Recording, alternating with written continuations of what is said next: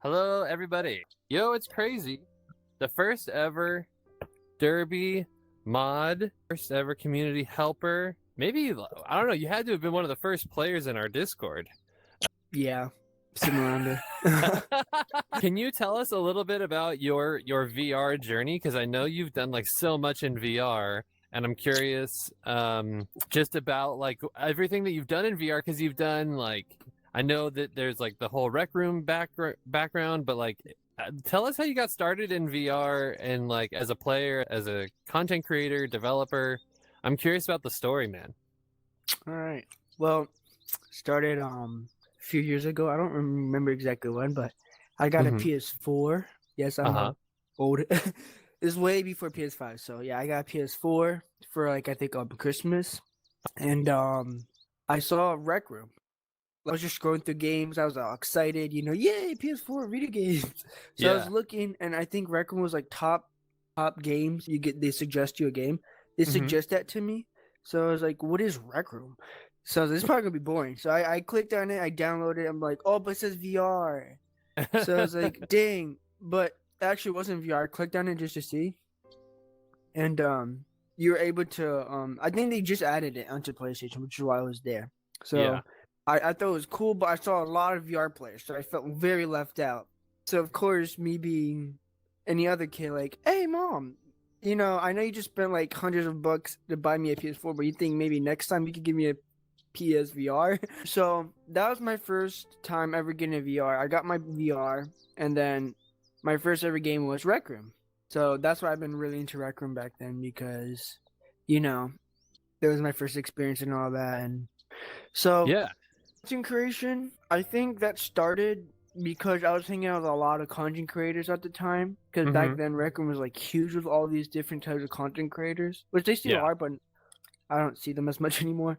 But I was hanging out with a bunch of them, and yeah, that's how I think I just got inspired by that a little bit. And I Yeah. would go into clubs like EDM clubs, like party clubs, because that Mm-hmm. was huge back then. So that's how I Yeah. started creating content in the game, building. Because I started doing that, I was like, "This is so cool! I like parties." So you started making the clubs, or you started making the parties? How did what when you say you started creating? What were you actually creating? The rooms, the worlds. You played Rec Room before, right? Yeah. Yeah. So I started making my own world, my own little club, my own little party place. And I was like, this isn't going to go nowhere, but just for the funs of it, because this is really cool. And I love to be creative and all that.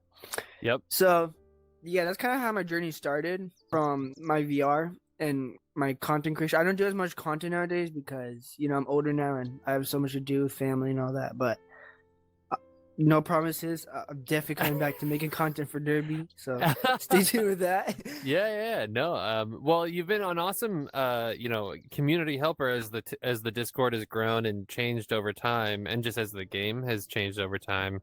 So much of, like when Cody and I started Derby and really Throwback, we were like, okay, we'll just put the game out there, and you think like you'll just make the game and people will play it.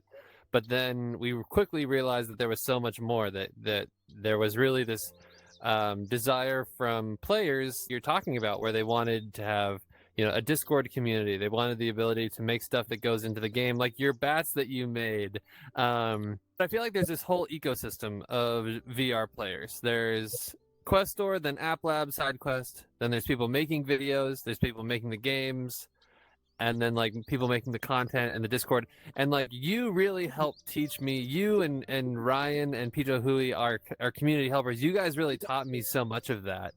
And it was like so much to traverse, because like you guys had really gone down this path of making stuff in VR, but as the players. And I think there's this like section of VR players that really want more out of the medium that like really hasn't been built yet. Like it's kind of like the beginnings of it with like creator programs, or like the ability to make rooms and publish them, but they're like there isn't something that's easy enough for like the average VR user to make a game and to all, or like a world, and to also like get users to show up. Like it's a really hard problem that I feel like someone will eventually solve. But like it's so clear from when I talk with like you and Pito Hui and Ryan that like there's this greater desire out of this medium that like just hasn't been solved yet. I strongly agree with that. And what do you think that stems from? Do you think that you get into VR and you have like, do you think it's because you have this moment where you're like, wow, anything in my imagination can now be done with this thing, and I can and have other people here with me as well. I can bring someone into my imagination, but like I have no way of like getting it out of my head and into like the world that I'm in. Do you think that's it? What do you think the Yeah. main issue is? I feel like that really is it. Like, that's what really brings like even Derby here or Rec Room or any game like VR chat maybe. That you Yeah. can bring your ideas into like a whole new world. That just leads out a spark. Like, that's how me and Ryan met. I met him through a good friend of mine's, and then one day I was building a room, and I'm like, he joined me, and he just want to check on me. I'm like, hey, you want to join me? He's like, sure. And we just fell in love with it, and then me and him Yeah. became close friends. So like, yeah, I feel like creativity, which I love about what you and Cody do here. You guys like really thrive that in this game, Oh, thanks, man. and it's really it's really cool. I love that. Well, we want to, you know, I've talked with you about this a lot, but like we really want Derby to like be for everybody, like be like a thing that you can as a player like, put your imprint on, because like I think that the creativity of the community is ultimately what drives so much of VR. And like, you know, there's been a lot that we've had to be uncomfortable with, right? Where we've had to say, okay, I need to figure out a way to get a player to like make a bat, which like I was like, oh, this will be so easy. You could just put a picture on there. But actually it's really hard. Or like make a hat. And I think that ultimately we can make all of these things so much easier, but like you know, it just takes so much time also, because there is that like imagination aspect that like is a little fuzzy, but that's what also makes it so exciting. Yeah. Like no one ever thought you'd have a podcast studio in a blimp, but here we are. For real. I saw a question in the chat. Some the Dodgers asked, when is this game coming out? It's out right now. It's on MetaQuest. You can download it for free. It's called Derby Baseball VR. If you want to join our Discord, it's up here. Discord.gg/throwbackvr. So go check it out. YoItsCrazy. What are your kind of aspirations? Like, do you want to one day create your own VR games? Like, do you want to be a game designer or a VR creator? What is your dreams, hopes, and aspirations? Yeah, definitely. Yeah. Yeah, ever since I've been into VR, I've just been through exploring all these games. Part of me does want to do that, where I kind of want to have my own game and see how it goes. And like, I'm not saying this because I've worked with you guys basically, but truthfully, Jordan and Cody, you guys inspired me so much. It made me see like a bigger picture of like creating a game. Like, it just makes me so happy to see you guys like, oh my gosh, this is amazing, it's so fun. Like, that's just inspiring. It really is. And it's the same way with like Rec Room. When me and Ryan got our first popular room, it was the same feeling. Like, what? Yeah. How did we get all these people out of nowhere? And I have to get like moderators and all that to help protect it and all. It's just fun. It's a fun journey. Definitely, I would love to make my own game one day. Yeah, I think that like that's what I ultimately want. I think like one day for our players, I think that, you know, the first step of like creation is helping the players like because think about like my journey with Cody, right? Cody is able to create stuff in the game, and I was the one like posting every day to TikTok. And so I was like, oh, like it's not just about creating the things in the game that we think are going to be successful. It's also what we think would make the videos successful. And so I think that like seeing how the game development and the video development are like intertwined, I think that's an aspect that like is going to help a lot of future creators, because so many of our players that I speak with, they're like, I want to either make VR things in VR, or I want to be like a famous TikToker or YouTuber. And I think those things go hand in hand. And I think like there's a future where someone like you, where you're like, not only do I have these ideas that I want to communicate in a virtual space, but I then want to communicate them in video too, to either my audience or to a larger audience that like where it could go viral. And I think that's just the future of these spaces. But I also think that it's like so misunderstood. Do you feel that way about like when people talk to you about VR? Like Yeah, I know family. yeah, like I think that's something that is really missed in like you hear so many people in like media saying like VR is dead, no one uses it, but they don't understand that like this medium of VR also plays into like the number one thing that players like the next generation of people want. They want to be online creators, they want to be YouTubers and TikTokers. And I think that's like a big aspect that's missed. And I I think feel like, sorry, go oh yeah. my bad. I don't know. I just feel like a lot of people give up easily. They don't Yeah. try new things. They just go on VR. Oh, this is cool. Okay, bye. Like, Yeah. I see that a lot. The retention is big. You hear that a lot from the VR community. You'll see a lot of people say like, "Oh," especially around Christmas where like parents give their kids VR headsets. You see a lot of kind of what would be the word, consternation or annoyance that people are like, "Oh no, all these kids are going to show up into these games. Really young players are going to show up," and people get annoyed. Like the I'm using air quotes, but I can't do it in VR. But like the VR purists will say like, "Oh no, all these people Yeah. are coming to VR." But I think that's really exciting, and I think it's just a really misunderstood technology. I think that and like that's what's been so fun about my journey in VR is getting to meet you and so many other creators who love this medium and seeing like, oh no, there's this huge world here that's like only growing, and like the community knows that, but like kind of everybody else is just looking the other way. I feel like a lot of people do think of age as a problem, but it really depends on the community you're hanging at. Like for Yeah, example, Meta Horizon, that's like almost adults. A yeah, lot of adults play that. Rec Room, both teenage children, kind of around that age. yeah, You know, it really depends on the community you're at. So it's not just children. That's yeah. what I feel like a lot of people complain about. Um, I think that it's definitely just like an aspect of the media, but I also think like, it's. I said this actually on Twitter the other day, but like it doesn't make sense why people think that VR is dead. I feel like in a decade, people will say like, "Oh my God, how did we not see VR coming?" Because every holiday, like it would be the number one thing sold, and it would be the number one app on everyone's phone. And then like in 10 years, people would be like, "Oh my God, how did this many people get into VR?" When like it's literally so obvious how popular it gets basically every December. Yeah, I don't know. I feel like VR has more players than anything now. I feel like there's more VR players than like Yeah. PlayStation or Xbox now.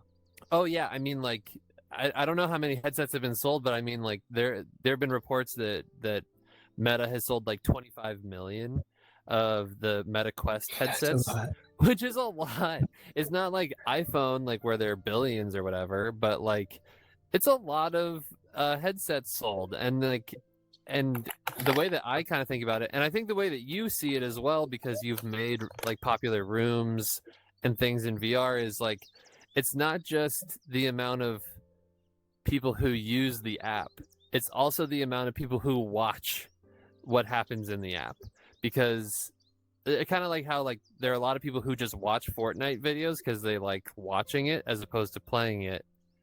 And I think that that's a big aspect of VR, where like there are these characters in games or streamers or creators, whatever you want to call them, that create entertaining and compelling content that people will watch pretty like, I don't know, like religiously. Like people are like, well, maybe I'm not going to play this game, but I love this YouTuber that plays the game, or I love this TikToker that plays this game. And Yeah. I think that's like kind of the secret sauce of VR is not like you can reach such a bigger audience, you know, if you're going through video than just the headset. Yeah, that's how I found Derby. I found your video. I ran into your video randomly. And I'm Yeah, like, oh, this actually looks really fun. This looks so fun. So I yeah, downloaded it, and then yeah, here I am today. yeah. What do you think? What was, uh, what do you feel like was the craziest moment in Derby? Do you like? We've had a couple of crazy ones, like when Meta actually, Ooh. like when their team like came into the game, and like everyone in the game was like, "Everyone be quiet and act normal." Oh yeah, I remember that was Like funny. that was funny, or like at like the early times when we had that like switch server button where everyone would just mash it and go crazy all in one server. Like, what do you think was like kind of your craziest uh experience in the game, other than Ooh. this also? I don't know. That's a tough question. I have so much like experience with here. Probably talking Yeah. to you for the first time. When you replied to me, that was pretty crazy for me because I've never had a developer say, "Hey, what's up, man? Hey, you want to be develop or you want to be beta tester?" I'm like, "Well, that was fast." Like not even 2 minutes into the message, you were responding. That was like crazy for me. Yeah, yeah. I mean, I get so excited that like at every player that wants to play Derby. So I remember really early on just being like, "Oh my God, I want to like get everyone into the beta. I want to get everybody into the Discord and like having a good time." And then like you were like, "Oh no, no. This is how the Discord should run. This is how." Like Oh yeah. you had all these like you just knew how to do it. And so that was sick. The one thing that I find interesting, I've heard this from Pito Hui as well, is that the player to developer relationship, I think, is an interesting one, because I've heard that a lot of developers, when their game like takes off, that they are like, oh no, now I'm famous and like I'm not gonna talk to you and I'm not gonna like engage with the community anymore. And I'm curious why you think developers do that, and like how do you think the ideal like developer to player relationship should be? Because I think that's one thing that like a lot of developers just don't even know what to do. Yeah. Um, that's a pretty good question. I feel like it's just a work. I feel Mm-hmm. like the game gets so popular, then they end up focusing more on the game than they will spend their time on the players. Yeah. I feel like that's probably one of the main reasons. Mm-hmm. Like with you, I'm surprised because there's times where I feel like that, where I'm like, oh, but Jordan won't be able to spend time with us because he's a very busy man. You know, you're running a whole game and a team of two. But like, I don't know. I feel like that's what I was assume it Yeah. is just the work. Yeah. But I like to think of. Yeah. I think that, I mean, we try to take the other path. I think that like, yeah, like it definitely has become extra busy, like in the last, I mean, the whole last year. I mean, there were times where like I like really struggled to even to like get a good night's sleep, because I was like, oh my God, this is so exciting. Like, like the game is taking off. Um, but I do think that ultimately the community is everything. And so like, instead of saying like, oh, there's all this work to be done, like I think lifting the community up is actually really important. And like people like you, people who are watching us in the chat, like the whole thing. And so I don't know. I don't think there's a way that you can talk too much with the players, because they're going to give you the best ideas, the best feedback, and like lead you down the right path. And I think that's one reason, like I think that's why a lot of like there are a lot of VR teams that like just fail because they like stop listening. Yeah, that's Like true. I've heard a lot of teams recently where they've had some teams recently reach out to me where like the teams have like they go out of business because they like can't keep going. And like, and I think that's like the biggest concern with like that I have, is like you never want to get to a point where you can't talk a lot with your players. And that was like the whole point of doing this type of show, is like I want to talk to the players. I want to know like what they want, and also highlight like that this is freaking YoItsCrazy, and you guys should go follow him on TikTok and YouTube. And IG. Because I think that like you can just never go wrong like helping the creators and the community members of your game. Yeah. That's why I really love Derby, because you guys are really, really good at that. Amazing. Thank you, dude. What are some things in VR that you like? Because I know I've seen on your meta activity status, you've been going hardcore on Gorilla Tag, and yeah, and I'm curious, what are the things that you like about Gorilla Tag, and what are the things that you wish were different about it? Oh, first thing first, I love Gorilla Tag because I love tag. Something about just chasing people as a monkey is just so funny to me. Yeah. And the competitive part is just, I don't know. Sometimes I just like to, I don't know, I'm competitive sometimes. Yeah. Was something I would like to change? I wish there was like more like moderation in that game, Yeah. because it's such a big game, but like how many people would like the amount of times I've been reported just for, because I'm mute. I don't say nothing in that game. I just play. I got reported so many times in that game just for being me, just for being better than a player. So I feel like that really needs to be fixed. Yeah, so like I think moderation is one of the biggest issues in VR. Like I think that no one does it great because the best and biggest games are free and they're multiplayer and they're usually with voice, like automatic voice chat. And so like how do you moderate live conversation and interactions successfully? Like it's really hard to do. And I like no one's really solved it. And I think that every system, like as a developer, like we're looking at these systems now, like vote kicks, report bans, all this stuff, like or like a lot of teams, they'll use like just artificial intelligence to just ban players who use certain language. And like it's so hard to figure out how to do it at scale when you're dealing with like millions of players. It's hard to do it even when there's thousands of players, because you know, as soon as you unleash your game on the internet, people are like, they just start showing up and you don't know what's going to start. So I think it's just an issue of the medium that, like, I don't know. I think that we, like, no one's quite solved. I hope with it, Derby can solve it the best, but I know that there will always be issues with it. Oh yeah, definitely. Yeah. If you could have your ideal, like, I guess, like VR world, or like if there was something that you like, what do you feel like is missing from VR? Like, what do you think is like gonna be the next huge thing that like just isn't quite made yet, other than better moderation? Yeah. I don't know. I never really thought of that. That's a great question. No, I would say the social.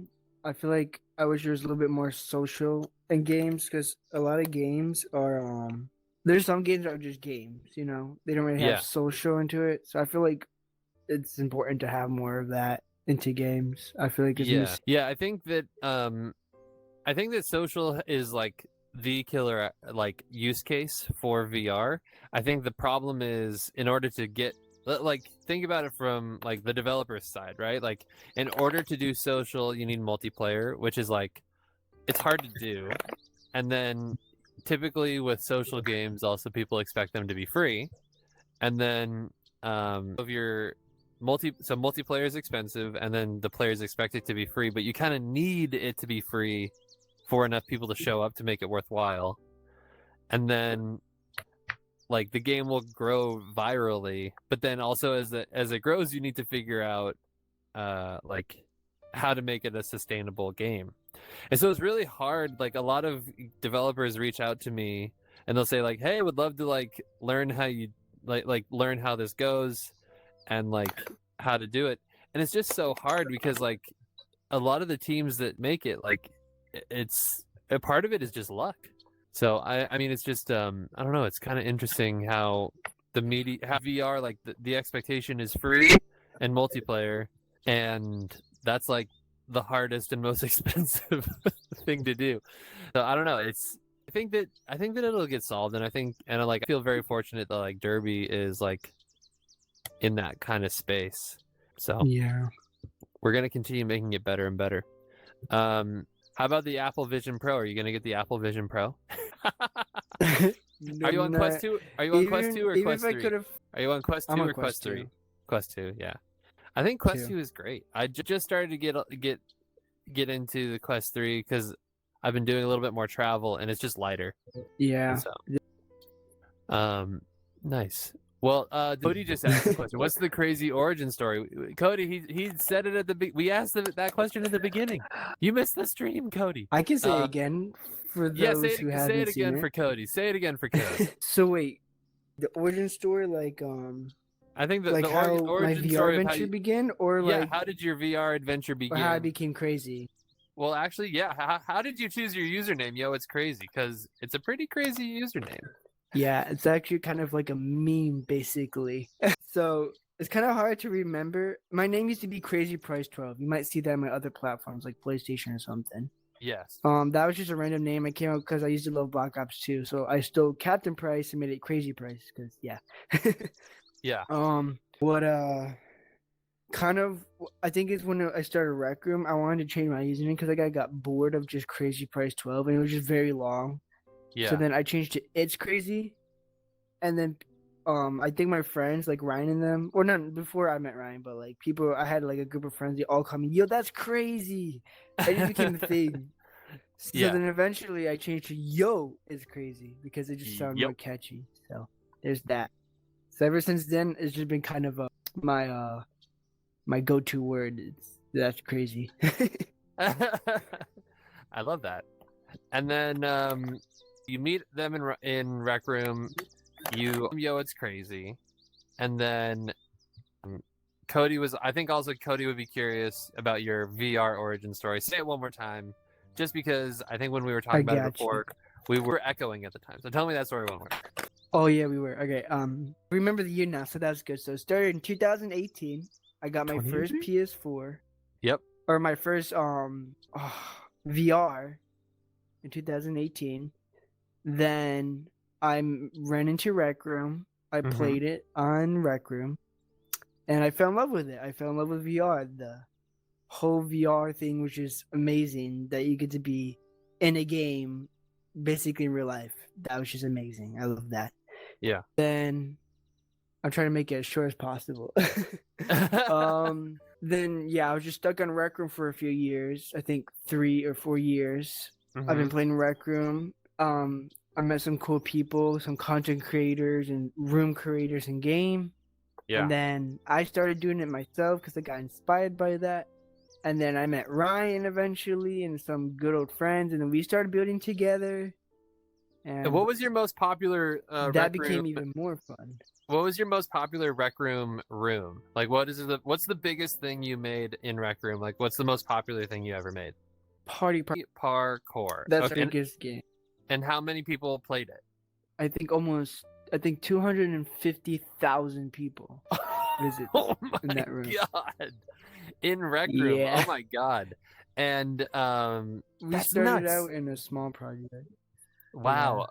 Okay, Bubbles says 290K, he thinks. Okay, and so you publish this in Rec Room, you get 250,000 people to play it.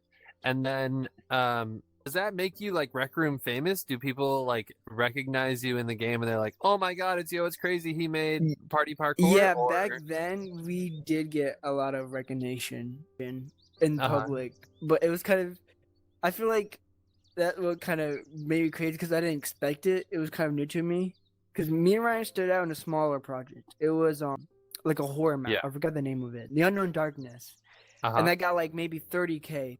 And that's the most I've ever had at first. I was excited and we decided to make another game, which is Party Parkour. And it was just supposed to be for friends, just for funsies.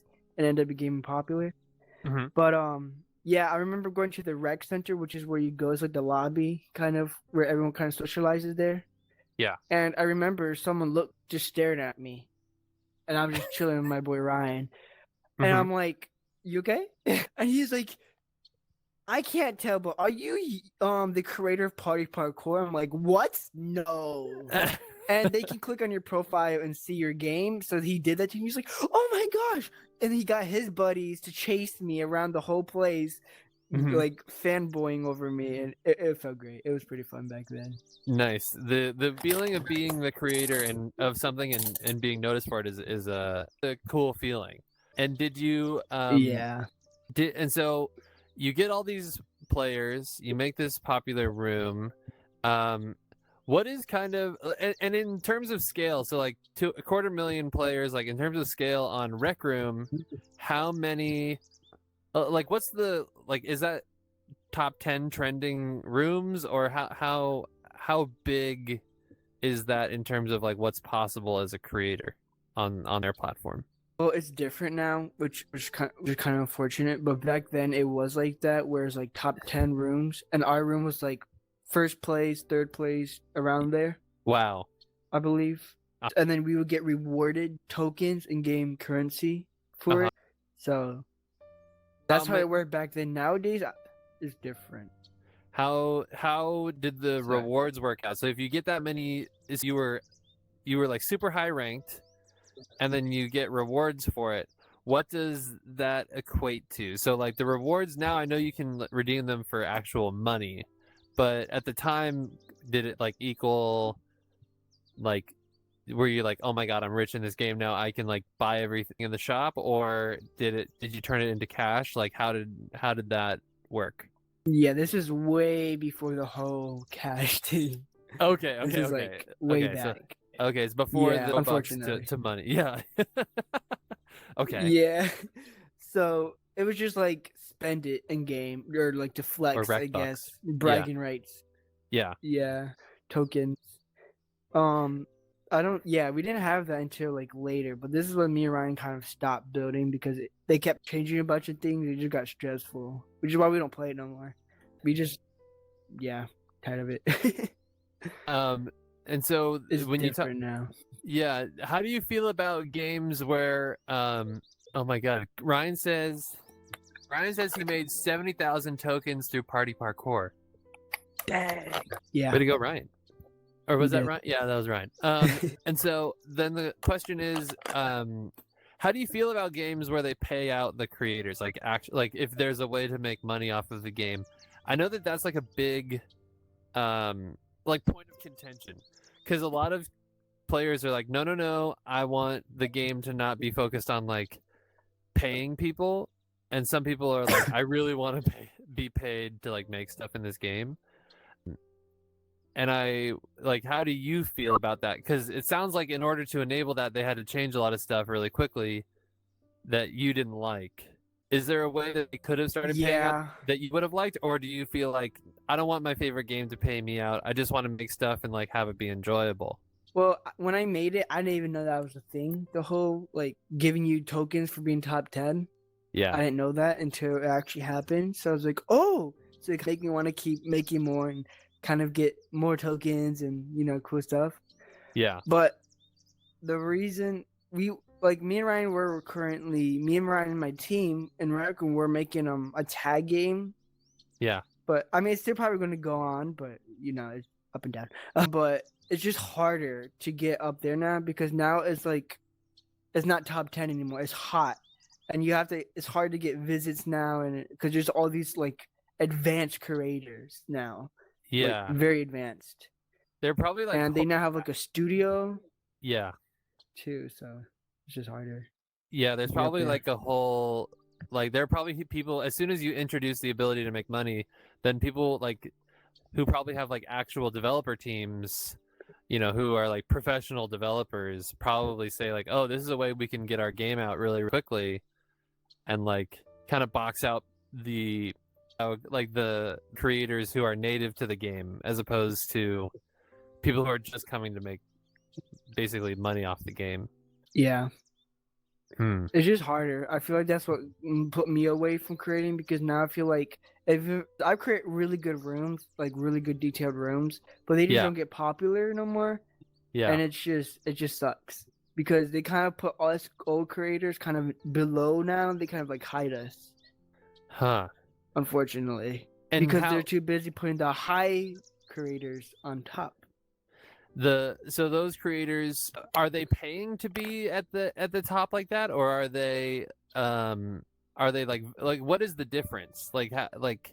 How do you get a feeling, or is it like, oh no, we're gonna promote these types of creators versus like people who are OGs? Like, how do you feel like that's being communicated to you? How are you getting that like perception from them? I feel like they're promoting the higher builders Uh-huh. to, Like the get their game higher, going, which is smart. Yeah. like the people who are It's making more just, money off of yeah, their it just rooms. sucks. Yeah, because Mhm. people now actually get paid to Yeah. make off there, but all the people that do get paid are like these really like high try hard people that spend all their time in the game to build and do these contests and stuff. And they also give like these golden like sweatshirts and stuff too along with that. Yeah. And then they get paid real money. The transfer, it's wild now. It's so different. Yeah. Hmm. Well, it's really interesting. I think that it gives me a lot to think about as a developer, because I think enabling creation, like I said earlier, like is important, but I think as soon as it's actually monetary, then it changes the nature of all of it. And I think Yeah. yeah, I don't know. Cody and I have been talking about this a lot because we're seeing the success of like Roblox and then also Fortnite, where they like are enabling this kind of like modding of the maps or the games, or whatever, and then they pay out their creators. And so I wonder if that is, maybe it's a fun way to like bring in more like advanced creators, but that kind of boxing out of the people who are like, no, no, no, I want to get started making games here, like yourself.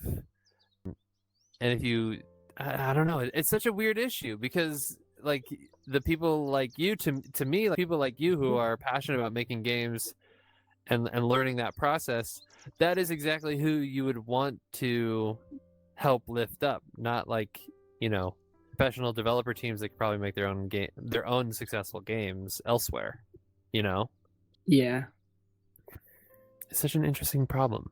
And it depends on contact too. They creators have a lot of contact with like community teams in that game. So that Yeah, also boosts up their staff when it comes to makes this, because then sense. they will sponsor it, and then that's like what really made me sad about it, is because they push us old like creators kind of below, like off the Yeah, bridge. You're just like, nope. So that's uh, what sucks. that They makes kind of sense. ignored everyone else. Yeah. That's where I quit building in Rec Room. I still build every now and then, but I just get bored of it now. It's not the same as it used to, because now I feel like, why am I doing this? Hmm. That, yeah, that's a tough feeling, especially when it's something that you like. I don't know, when you love so much. Doing it for years. Yeah, I've been doing it for years, and then it just kind of all just crashed out of nowhere one Yeah. day. Damn. Well, it's crazy. Thank you so much for joining the Throwback Show. We're gonna put this on our YouTube, our TikTok, just everywhere. We're gonna clip it up. We're gonna make it great.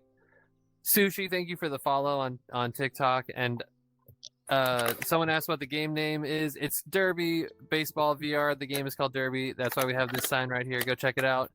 Join the Discord. It's discord.gg/throwbackvr. If you want to be on the Throwback Show, if you want to become a content creator for the game. Yo, it's crazy. I'm super thankful for you. Cody is super thankful for you. You've totally made Derby incredible. You've made bats in the game. You've helped build the whole Discord. You have just been incredible. So I wanted to say thank you. It's really been an incredible journey, and honestly, it's just getting started. So I just want to say thank you, For real. and we really appreciate you. And I hope to have you on many more times here on the Throwback Show. You're very welcome. Thanks, dude. Where can people follow you? Plug all your stuff, your TikTok, your YouTube, your IG, plug it all. YoItsCrazy would be both my YouTube and TikTok. Instagram, I believe it's the same. Yep. I'm pretty sure that's it. Just those two. You just type in YoItsCrazy and you should be good to go. Very good, My man. face, my logos look like this. So there's that. Exactly. Nice. Very good, dude. Well, fun hanging out. I'll see you in the Discord, and I hope you have a great rest of your day. You too. Thanks, dude. Let's wave to the camera. Thanks, everybody.